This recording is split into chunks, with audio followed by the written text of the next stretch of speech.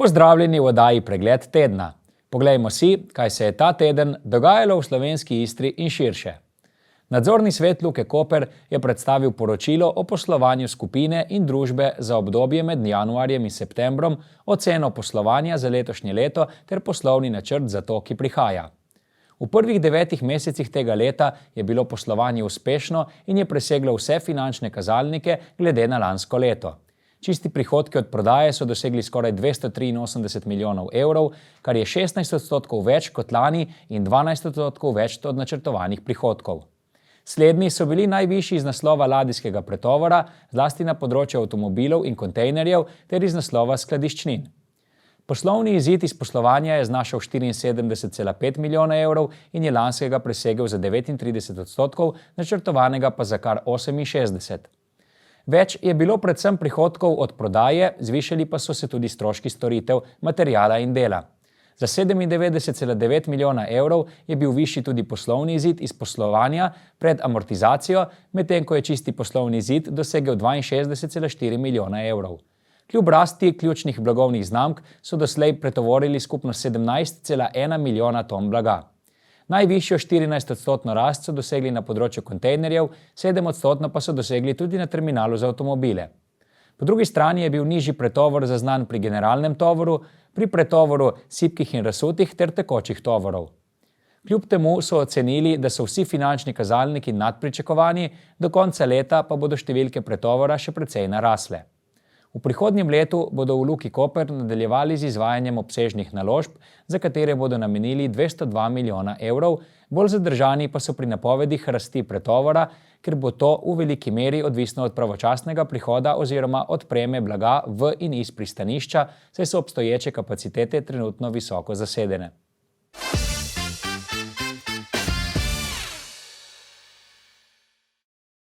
Prejšnji petek je na Pedagoški fakulteti Univerze na Primorskem potekal 21. mednarodni znanstveni in strokovni sestanek na temo vseživljenjskega učenja kot temelja trajnostne družbe.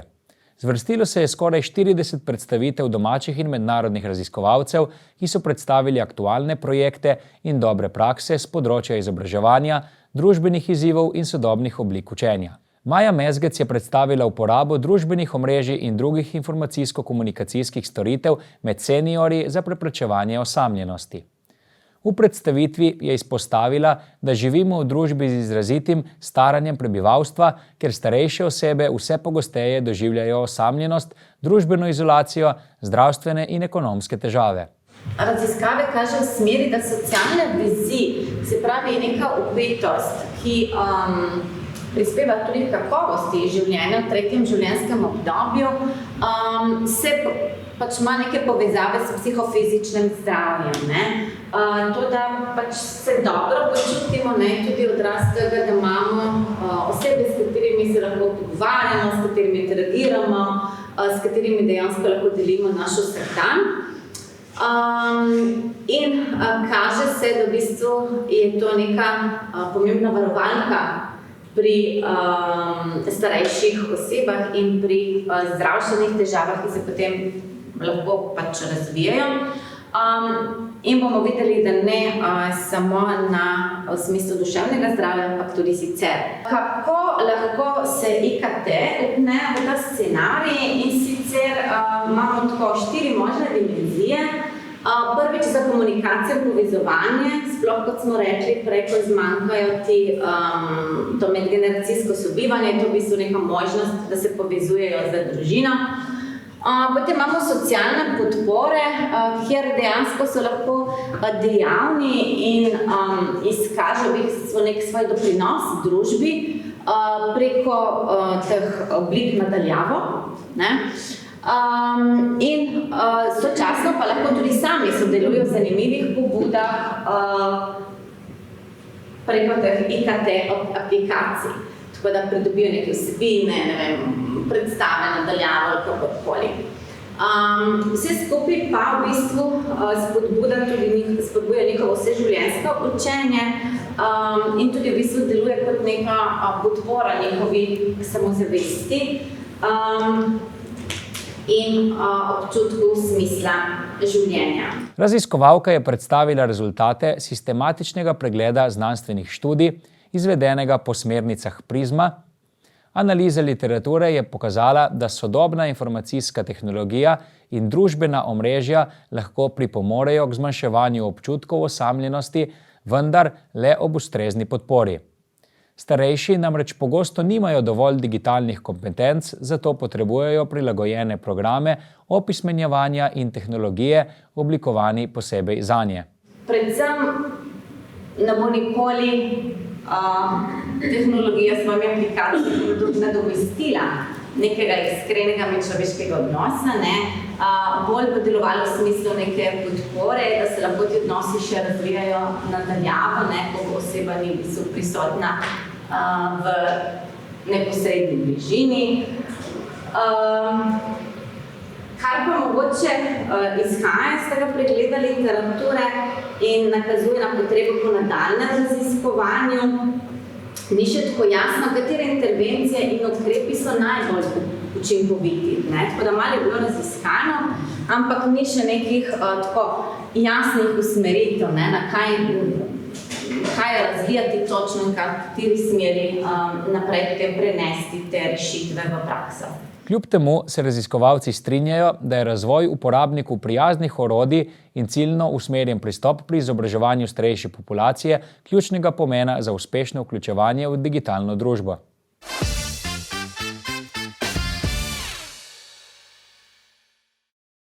Včeraj je bil za Marezige velik dan, saj so poleg vinske fontane zdaj bogatejše še za oljčno fontano. Gre za zgodovinski trenutek, saj je to sploh prva tovrstna fontana na svetu. Prvo naj povem, da vinska fontana je z nami že 7. leto bila in smo videli, da skoraj že vsi jo poznajo, vsi so dali skozi in smo videli, da moramo narediti korak naprej in smo se odločili, da zraven vina pa še najprej oljčno olje. In zato pol smo nekako naše podjetje strnilo glave skupaj in si zadali idejo in zasnovo in pol tudi samo izvedbo oljčne fontane v Marezigah. Da pač nekako naredimo nekaj več kot drugi, ni dovolj, da imaš le gostilno, ni dovolj, da to, mogoče iz samega vidika podjetja je to, bom rekel, glede današnjega dne zelo težko, ker sami vemo, da je kader zelo težko dobiti, ampak treba iz časom naprej, bilo je potrebno narediti nekaj več in enostavno smo se pač potrudili, da se pač naredi še nekaj več tukaj v Marezigah. Na otvoritvi se je v središču vasi pri Kanavi zbralo veliko ljudi, ki jih ni prestrašilo niti hladno in vetrovno vreme.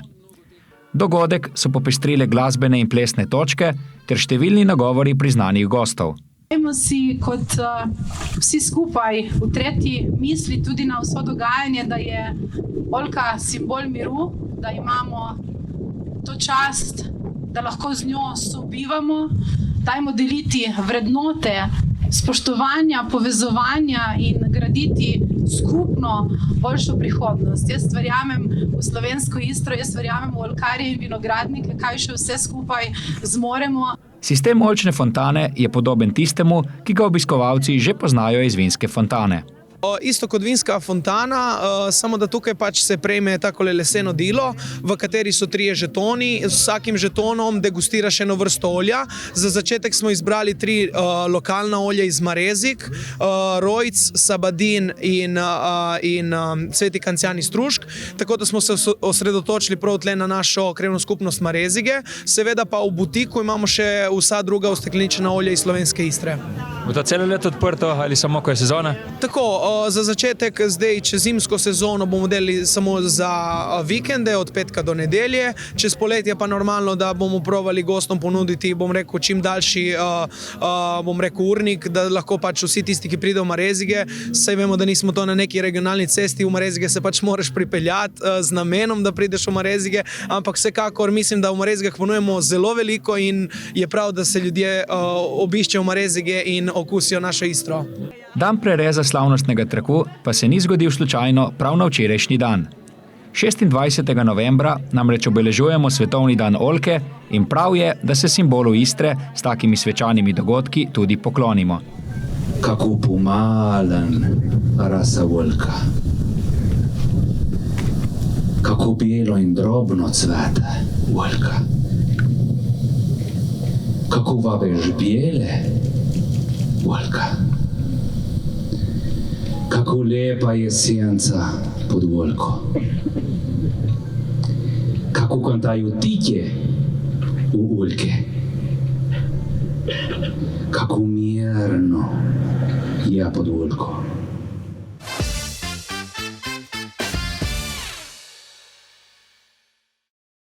Mestna občina Koper ter Zavod za mladino, kulturo in turizem Koper sta ta teden v Škofijah in Borštu odprla 2 novi mladinski sobi, s čimer mladim prvič ponujeta urejen prostor za ustvarjanje, druženje in razvoj idej tudi zunaj mestnega središča. Zbrano mladino v Borštu je ob odprtju nagovoril župan. Naj bo to prostor, kjer se ne izključuje nekoga drugega. Torej, ne bo to prostor, kjer če pride kdo, ki je mogoče malo mlajši, malo manjši, malo bolj neroden, karkoli, da boste sprijeli, ker to je tisti, ki bo, takrat, ko boste vi to prerasli, prišel v ta prostor in ga tudi mora uporabljati. Skrati, skrbte za to, da bo prostor tak, kot mora biti, da bodo tisti, ki bodo prišli čez kakšno leto za vami, prav tako uživali ta prostor, tako da bo ta prostor živ še kar nekaj let. Ker nažalost je veliko takih zgodb, ko je ena generacija, ki uživa, pozabi na tiste, ki prihajajo in neka zgodba počasi zaspi. Tako da vam želim, da imate to vedno v mislih in uživajte čim več to, kar vas čaka v teh novih prostorih. Hvala. V Borštu je mladinska soba urejena v prostorih krajevne skupnosti, na Škofijah pa v vaški hiši, oba prostora pa naj bi okrepila občutek pripadnosti ter spodbudila večjo vključenost mladih v lokalno skupnost. Tako da tudi mi s Centrom mladih Koper, v okviru katerega deluje center, v okviru katerega naš zavod tudi deluje, je v bistvu naredil korak stopnico višje. To pomeni, da ponujamo oziroma skupaj z vami ponujamo prostor tudi za mladino, ki ni v centru, ki mogoče kdaj naleti na težavo prevoza, nedostopnosti in bo v tej smeri tudi olajšana. Tako da to je z moje strani vse. Hvala.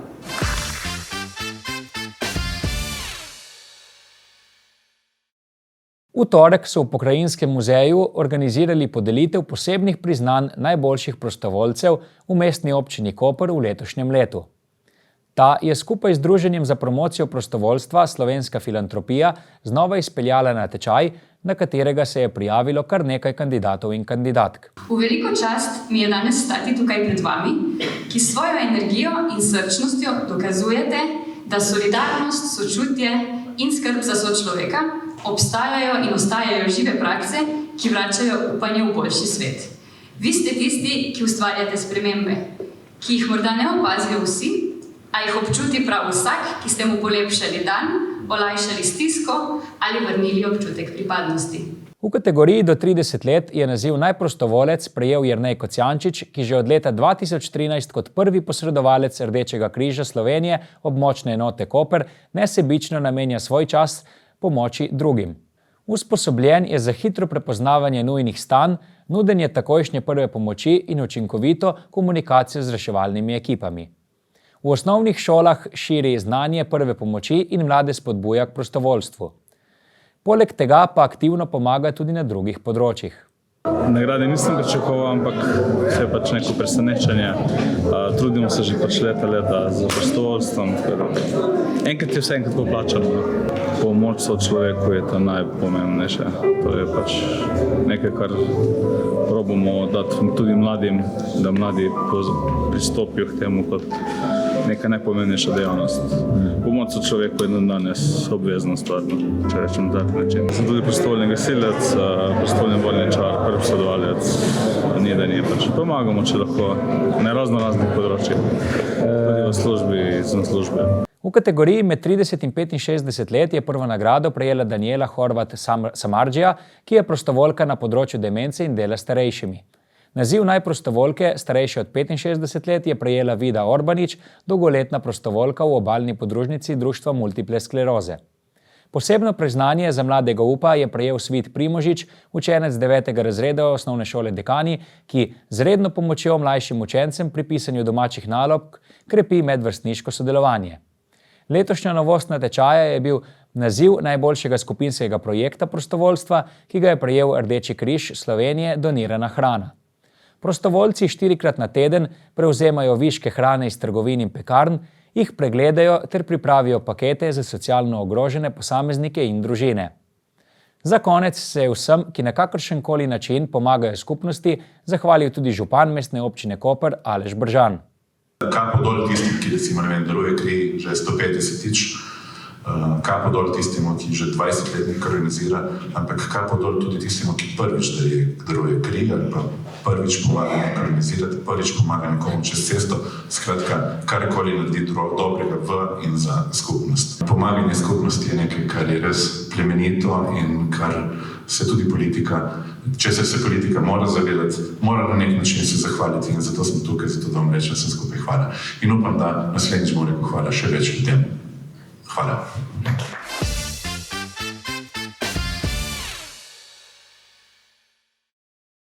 Začele so se kvalifikacije za nastop na svetovnem košarkarskem prvenstvu, ki bo leta 2027 potekalo v Katarju. Pravkar v areni Bonifika svojo prvo tekmo igra tudi Slovenija, ki se meri z reprezentanco Estonije. Na klopi naše izbrane vrste po uspešnem evropskem prvenstvu še naprej ostaja Aleksander Sekulič, ki je na tokratni zbor vnovič vpoklical precej pomlajeno zasedbo, ki bo poskušala dvakrat zmagati. Vse to že nekaj časa traja, menjava generacij, nekateri igralci odhajajo v en, rečemo, reprezentančni, zaslužen reprezentančni pokoj. Kar se tiče Klemna pa Nikoliča, je situacija taka, da enega klub ne pusti, en pa se odločil, da ne bo pomagal reprezentanci v tem oknu zaradi svojih stvari, ki jih ima za porihtati. Tako da to je mogoče tudi malo prisiljeno pomlajevanje, ampak tega smo že vajeni v teh kvalifikacijah, ker konec koncev zelo veliko je prilagajan tekmovalni sistem, ki ga imamo tukaj v Evropi ali pa tudi v svetu, ni nič prilagojen tem kvalifikacijam, zelo malo je, in potem trpi predvsem reprezentanca oziroma nabor igralcev je zelo omejen. Poleg prvega zvezdnika Luke Dončića v primerjavi z Eurobasketom ni niti Klemna Prepeliča, Alekseja Nikoliča, Eda Muriča in poškodovanih Luke Ščuke in Marka Padnja. Premierno sta se na spisku znašla Tim Tomažič ter tudi Koprčan, komaj 17-letni Stefan Joksimović, ki je letos že debitiral v Euroligi v majici španske Baskonije. Kapetansko vlogo bo tokrat prav pred svojimi navijači prevzel Semedeljčan Gregor Hrovat, ki bo skupaj z Alenom Omićem nosilec slovenske igre. Ja, mislim, vse podobna vloga je bila že februarja, ko so bila jaz pa Edo, da so jaz pa Alen med temi starejšimi. Ampak ja, skušali bomo pomagati, sploh tem novincem bomo se čim prej vključijo, da čim prej začutijo, kaj pomeni igrati z reprezentanco, ampak verjamem, da pri vseh fantih motivacija ne bo noben problem. Vsi vemo, kaj je naš posel in kaj treba narediti v tekmi in stremimo k temu. Mislim, da se ljudje sploh ne zavedajo, da v teh kvalifikacijah praktično ni slabih ekip. Moram vedeti, te dve ekipe praktično z njihovo postavo, ki je bila tudi na Evropskem prvenstvu. Nismo se zdaj še točno pripravili na njih, imamo še nekaj dni časa, ampak šlo bo za dve izjemno težki tekmi in mi bomo res mogli pokazati tisti pravi obraz, če želimo zmagati. Ja, vedno je lepo igrati doma pred svojimi navijači, vem, da bo tudi moja družina tle in prijatelji, tako da res komaj čakam za tekmo. Bo pomembno vse tekme zmagati, ker se še točke nesejo naprej, ne? Ja, definitivno vemo, da imamo težko skupino, tudi skupina, s katero se križamo, tam bojo najverjetneje Finci in Francozi, tako da praktično ni prostora za napake oziroma za kikse, ampak mi bomo šli s tekmo in bomo videli, kaj nam to prinese. Najstarejši v tokratni zasedbi je Alen Omić, ki je na minulem evropskem prvenstvu po sili dogodkov vskočil v reprezentanco in bil na koncu zelo pomemben člen. Po nekaj mesecih je spomin na 7. mesto in izpad iz četrtfinala proti kasnejšim prvakom Nemcem v njegovih očeh še živ. Jaz vedno rečem, ta tekma proti Nemčiji realno so nas, bom rekel, zdaj pokradli na neki način. Poškodovali so nas in to, kaj se dogajalo na to tekmi, je na neki način normalno. Mi smo edina reprezentanca, ko smo igrali proti njih, da smo igrali 35 minut, da smo zmagovali proti Nemčiji. Nobeden ni tako igral, kot smo mi, mogoče od Turčija, ampak mi smo res bili na terenu prava klapa i dobro smo igrali, dobro smo se trudili, želeli smo iti naprej, ampak ko ti dobi najboljši igralec na evropskem tehnično v prvoj minuti pol veš, da nekaj ne štima. Tako da še vedno boli taj poraz, ampak življenje vide naprej, bomo se mi še srečali. Slovenija se bo po današnji tekmi odpravila na Švedsko, kjer jo v ponedeljek čaka druga tekma kvalifikacij. V tej skupini je še Češka, s katero se bo naša izbrana vrsta pomerila konec februarja in v začetku marca. Najboljše 3 ekipe se bodo uvrstile v naslednji del.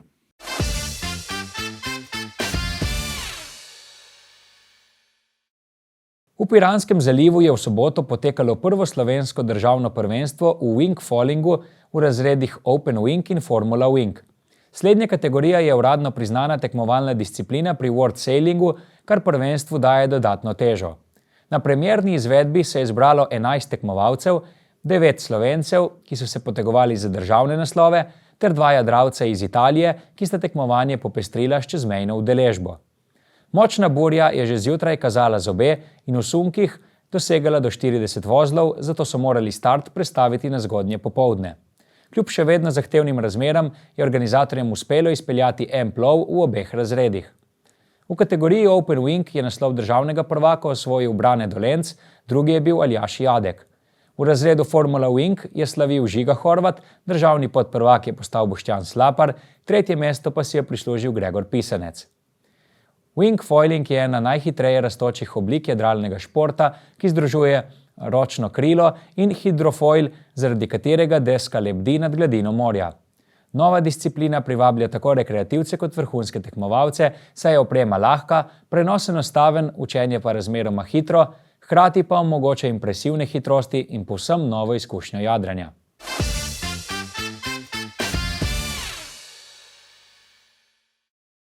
Vrača se reprezentančna košarka. Nocoj se bosta v areni Bonifika v prvem krogu kvalifikacij za nastop na svetovnem prvenstvu pomerili ekipi Slovenije in Estonije. Eden najpomembnejših v domači ekipi je Koprčan Gregor Hrovat, ki je na tokratni izbor prišel v izjemni formi. Poglejmo, kaj mu je uspelo na zadnji tekmi in upajmo, da bo tudi danes tako razpoložen.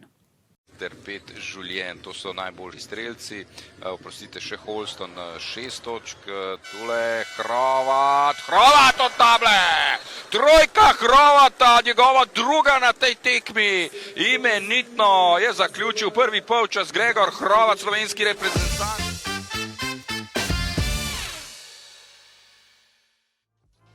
Pozdravljeni v novi ediciji Kulturnega napovednika. Že jutri v soboto, 29. novembra ob 11. uri se v Lutkarnici v Kopru prične lutkovna predstava za otroke z naslovom Zverince izrezje. Ta je nastala v produkciji Lutkarnice in Lutkovnega gledališča Zapik. Ob 19. uri pa v gledališču Koper sledi dobrodelni koncert v okviru glasbenega bicikla, nastopili bodo Bandit Orkestra. Ob isti uri pa se bo v Narodnem domu po Begi odvil večer klasične glasbe, na katerem se bo predstavil mešani pevski zbor Obalca s kitarskim duom Kitarika. Na nedeljo 30. novembra pa bo ob 18. uri v gledališču Koper na sporedu folklorni koncert Zora Zori Akademskega kulturno-umetniškega društva Kolo. Ob 19. uri pa v auditoriju Portorož sledi komedija z naslovom Ženska brez filtra. Ta je nastala v produkciji Pop-up teatra. V ponedeljek 1. decembra ob 19. uri pa v gledališču Koper sledi praznični koncert En veseli december z En Big Bandom in Majo Kevc. Na torkov večer ob 18. uri pa se lahko odpravite v mestno čitalnico v Kopru, kjer bo potekal literarni večer s pisateljem L.R. Đuljanijem, ki bo predstavil novo kriminalko Roža z Donave. Na sredo 3. decembra pa bo v Pokrajinskem muzeju Koper potekal koncert v sklopu cikla glasbenih dogodkov Amabile in sicer nastopila bo Tjaša Šulc Dejanović na klavirju. Dogodek se prične ob 19:30. Na petkov večer pa se obeta že nekoliko bolj praznično vzdušje, ko se bo ob 17. uri v parku Pietro Kopo v Izoli zgodil praznični prižig luči z nastopom LPS benda. Zvečer ob 19:30 pa bo v gledališču Tartini Piran v sklopu dogodkov Piranski glasbeni oder pričetek koncerta zasedbe Teo Colori Trio, ki bo predstavil kitarsko glasbo v klasični postavi s kombinacijo funka, flamenka, swinga in regija. To je z naše strani vse. Hvala za ogled in se vidimo prihodnji teden.